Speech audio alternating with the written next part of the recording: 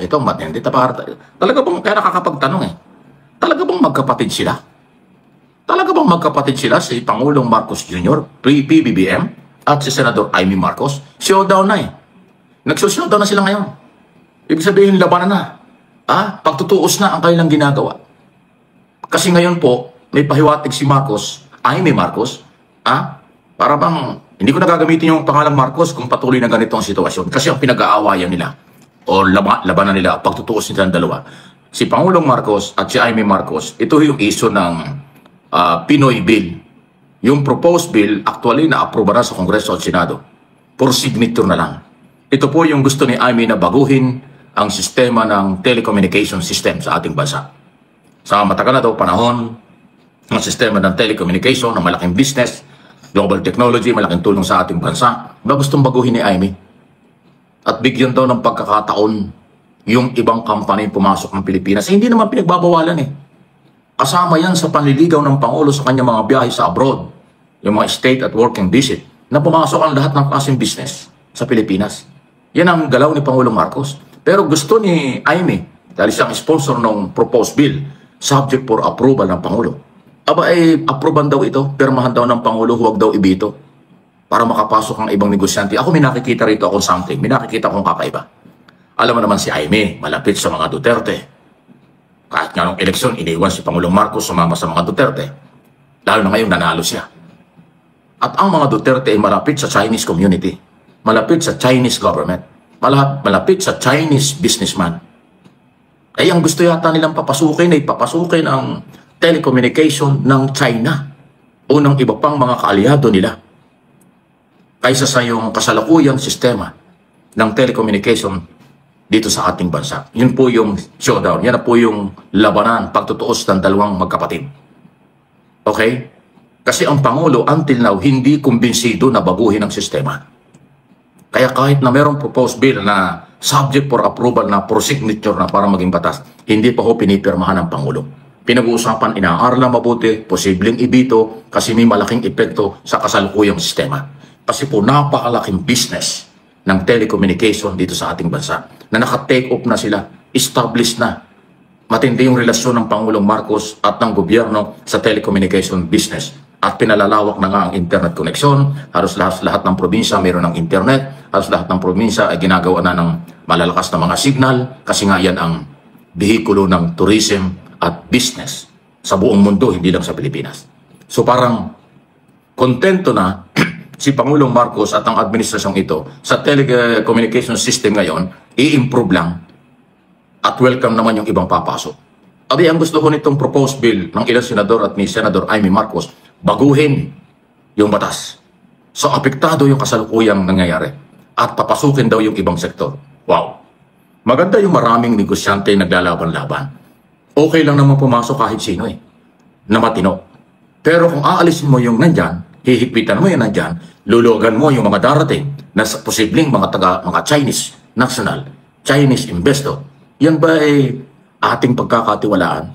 Ang isa pong pagdududa rito ng national security for national security concern.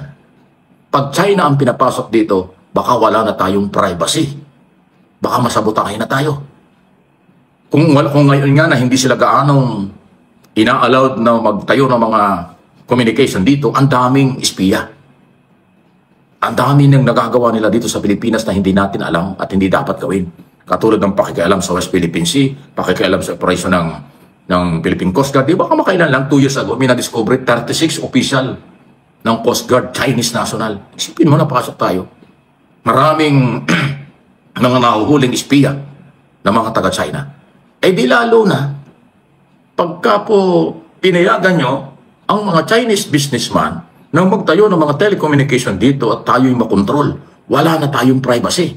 Pati ang galaw ng ating military, intelligence community, mga plano ng ating gobyerno, definitely mamomonitor yan. Yan po yung isa sa kinukonsidera ng Malacanang na pag inaproban itong gustong batas ni Amy Marcos at ng kanyang kasamahan, baka tayo ay wala ng kontrol. Masakop na ng China ang lahat ng sistema dito sa ating bansa pag pumasok ang kanilang telecommunication business. Yun po yun. Kaya meron ng showdown, meron ng labanan, meron ng pagtutuos ng magkapatid. Nagpahiwati nga si Ivy, hindi na rin yung parang ganun ba kakasali? Ayoko na iparinig sa inyo kasi parang hindi naman tama talaga, personal na eh. Huwag na raw gamitin, hindi na raw gagamitin yung pangalan niyang Marcos kapag hindi daw na-aproban nito. Masyado niyang pinipersonal na. Ano ang nasa likod nito, Amy? Sino ang nasa likod nitong plano mo? Bakit ganitong katindi? Ang proposed bill ng Kongreso at ng Senado, pag aproban rin nyo, hayaan nyo Malacanang. Kung a-aproban ito bilang ganap na batas, kung ibibito ito ng Pangulo, merong veto power ang ating Pangulo. Magagawa niya kung gusto niyang gawin. At huwag niyong madaliin. Pero ngayon parang ginigipit na ninyo ang Malacanang, linalabanan ninyo Malacanang, may pagtutuos na kahit magkapatid, may mga matitindi na hong mga banat kung hindi daw a-aproban yung proposed bill para sa telecommunication business na ito. Wow! Alam niyo mga kaibigan, kaya ko tinatalakay ito. Para po sa akin ang business, okay yan. Pero dapat control pa rin ng gobyerno. Kasi baka masabotahe tayo. Baka mawala na yung privacy. Baka maging threat na sa national security ng ating bansa. Pag pinapasok natin ang pinapasok ang hindi na makukontrol at ibang galaw na business group. Especially kung identify, kaalyado at mismong galing sa People's Republic of China. Kung ang China hindi agresibo sa pakikialam panghimasok sa ating bansa, katulad sa West Philippine Sea, pwede natin pagkatiwalaan. Ang problema, garapal po eh. Garapalan na kailang pakikialam. Pang-aagaw, panghimasok sa ating bansa. Di lalo na ho pag ini-open niya. Ayan po yung aking punto dyan. Okay? So ano ang inyong masasabi dyan? Showdown o magkapatid? Kaya nga tinatanong ko, magkapatid nga ba talaga sila? Talaga bang magkapatid si PBBM at si Senador Amy? Bakit humahantong na sa personalan? Pati apelyido ay parang ginagamit ng, hindi na raw gagamitin kung kinakailangan. Wow! As in wow. Ayan po ang resulta ng inyong pagboto kay Amy Marcos, kaya nakabalik na senador. Yan na ang ginagawa ni Amy. Nanindigan na siya na pro Duterte mula noon hanggang ngayon, lalo na ngayon. Kasi binigyan nyo ng authority ng 6 na taon. Ibinoto nyo eh. Di ba? Oo, yan. Magsisisi ba kayo? 6 na taon kayo magsisisi. Kung hindi nyo ibibinoto, hindi kayo magsisisi. Di ba? Ayan na po ang nangyayari ngayon. Okay? Para ma-idea kayo. Samantala, ito, balikan natin. Pilipinas, gusto nga bumalik sa ICC. Ito po maganda.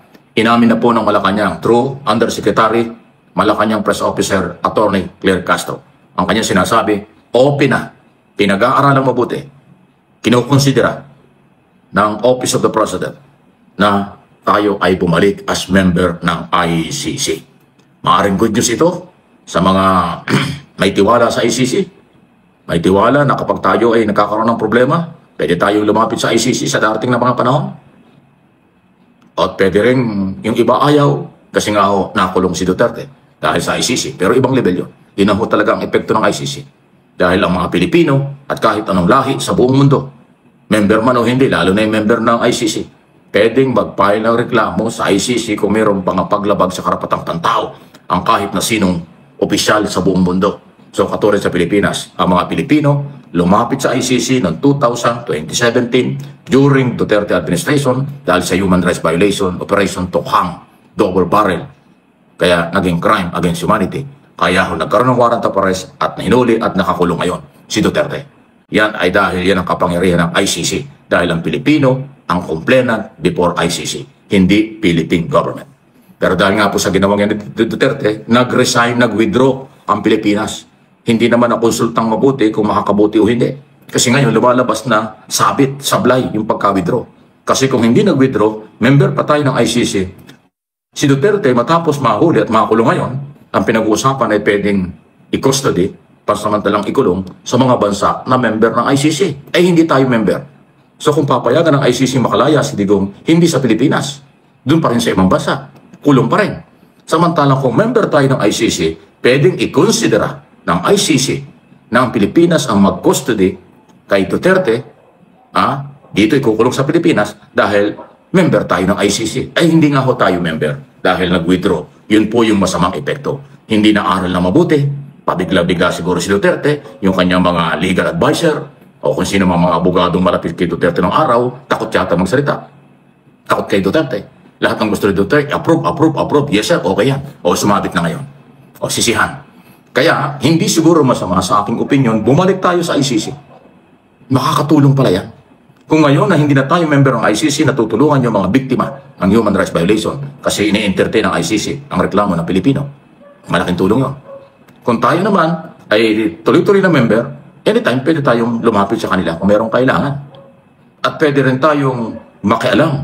Pwede rin tayong magkaroon ng boses sa ICC kung member tayo ng ICC.